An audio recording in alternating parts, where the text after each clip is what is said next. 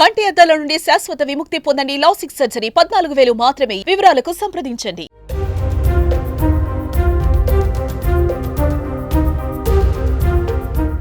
సుదీర్ఘకాలం అంతరిక్షంలో చిక్కుకుపోయిన భారత సంతతి వ్యోమగామి సునీతా విలియమ్స్ ఎట్టకేలకు పుడమిని చేరుకున్నారు. ఆమెతో పాటు మరో ముగ్గురుతో భూమికి బయలుదేరిన స్పేస్ ఎక్స్ క్రూ డ్రాగన్ తెల్లవారుజామున ఫ్లోరిడా తీరంలో దిగింది. ఆ సమయంలో డాల్ఫిన్లు ఆ ఆస్ట్రోనాయిట్స్కు స్వాగతం పలికాయి. సముద్ర జలాలలోకి పారాచూట్ సహాయంతో స్పేస్ ఎక్స్ డ్రాగన్ క్యాప్సూల్స్ దిగగానే ఆ ప్రాంతంలో డాల్ఫిన్లు సందడి చేశాయి. క్యాప్సూల్ చుట్టూ ఈదేశాయి.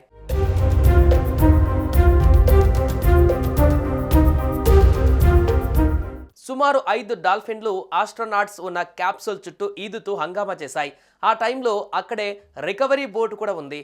దీన్ని నాసా లైవ్ ప్రసారం చేసింది. టెక్సాస్లోని నాసా కేంద్రంలో ప్రత్యక్ష ప్రసారం చూస్తున్న శాస్త్రవేత్తలు డాల్ఫిన్ల వెల్కమ్ డ్యాన్స్ చూసి సంబరపడిపోయారు. క్రూ డ్రాగన్ క్యాప్సూల్స్లో మొత్తం 4 ఆస్ట్రోనాట్స్ దిగారు. సముద్రంలో ఉన్న మేఘాన్ రికవరీ షిప్ ఆ క్యాప్సూల్స్ను రికవరీ చేసుకుంది. అయితే ఆ క్యాప్సూల్కు పట్టిన ఉప్పు నీటిని ఫ్రెష్ వాటర్తో కడిగేశారు. డ్రాగన్ స్పేస్ క్రాఫ్ట్కు చెందిన హ్యాచ్ను రికవరీ వర్కర్లు ఓపెన్ చేశారు. Wilmore, Sunita, Nick Hague, Alexander Gorbunov capsule నుంచి బయటకు వచ్చారు. ముందుగా వాళ్లకు హెల్త్ చెకప్ చేస్తారు. రొటీన్ ప్రక్రియ తర్వాత ఆస్ట్రోనాట్స్ తమ కుటుంబీకుల్ని కలుసుకుంటారు.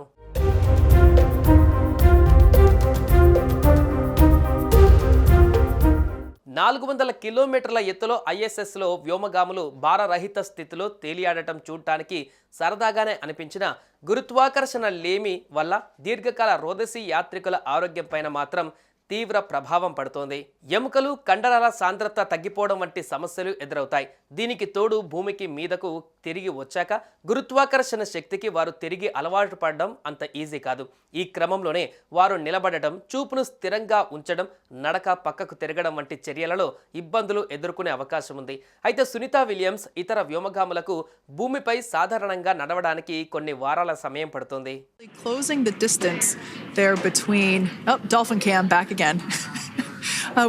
We can see that the Dragon capsule and the recovery vessel, that distance is closing.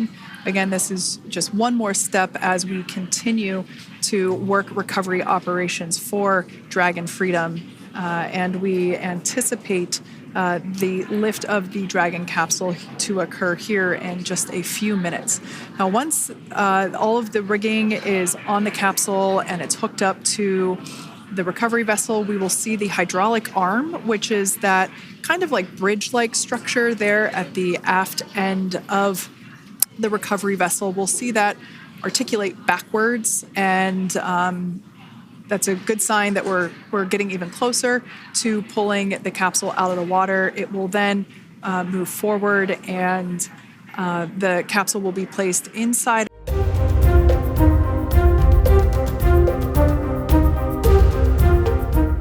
Suman టీవీలో మీ పర్సనల్ అండ్ బిజినెస్ ప్రమోషన్స్ కోసం కింది నెంబర్కి కాంటాక్ట్ చేయండి.